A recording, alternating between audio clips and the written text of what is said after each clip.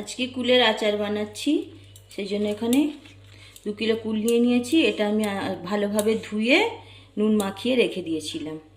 এবার এই কুলের যে ডাঁটাগুলো আছে, বোটাগুলো এইভাবে ছাড়িয়ে নেব, ছাড়িয়ে ফাটিয়ে নেব একটু করে। এবার ছাড়িয়ে প্রত্যেকটা কুলকে একটু করে ফাটিয়ে দেব। ফাটিয়ে দিলে আচারটা খেতে ভালো লাগবে। এবার আচারটা বানিয়ে নেব। গ্যাস অন করে কড়া বসিয়ে দিয়েছি। দিয়ে দিচ্ছি কিছুটা সরিষার তেল,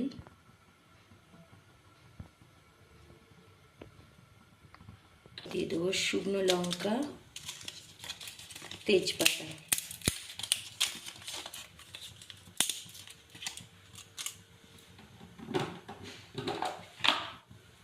পাঁচফোড়ন,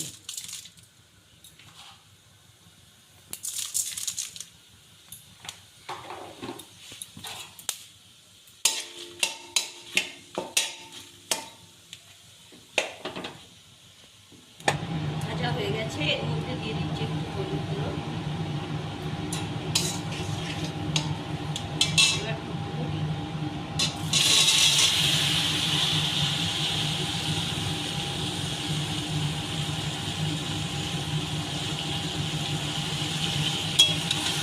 ফুলগুলো নাড়াচাড়া করে ভেজে নেবো।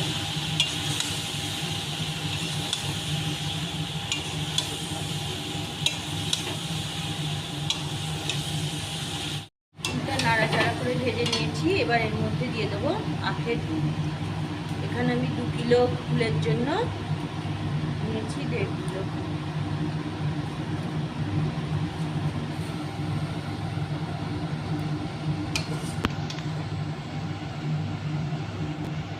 এইভাবে নাড়তে নাড়তে দুধটা গলে যাবে।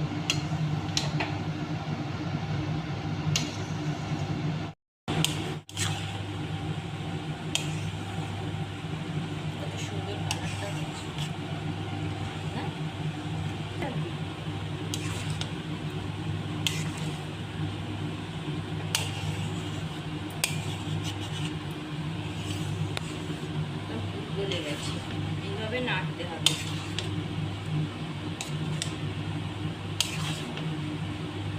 নাড়া বন্ধ করলে কিন্তু নিচে লেগে যেতে পারে।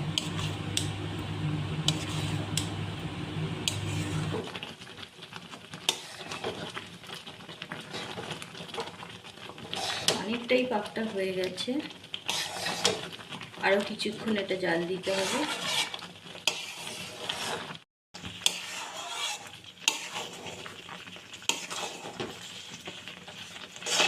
আচারটা রেডি হয়ে গেছে।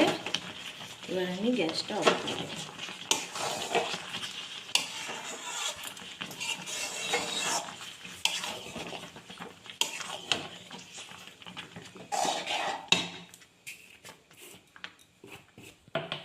ভাজা মশলা এর মধ্যে আমি দিয়ে দিচ্ছি।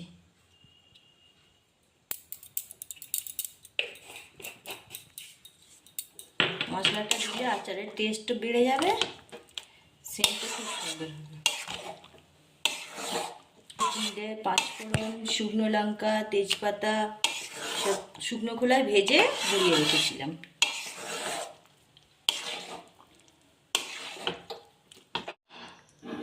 এবার এটা একটা নিচ্ছি।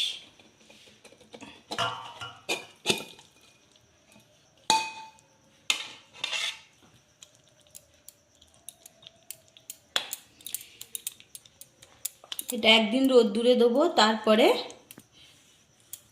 শিশির মধ্যে ভরে রাখবো। কুলের আচারটা রোদ্দুরে দিয়েছিলাম, এরকম হয়ে গেছে। এবার এটা আমি কাঁচের শিশির মধ্যে ভরে নেব। আর আচারটা একটু রোদ্দুরে দেওয়াটা ভালো, কেননা সারা বছর এটা থাকবে, কোনো ফাঙ্গাস ধরবে না। রোদ্দুরে দিয়ে রাখলে ফাঙ্গাস ধরার ভয়টা থাকে না। এইভাবে আপনারাও বানিয়ে দেখবেন, খুবই ভালো লাগবে খেতে। ভালোভাবে ঢাকনা দিয়ে রেখে দিচ্ছি। সে পর্যন্ত আচারটা খুব ভালো থাকবে।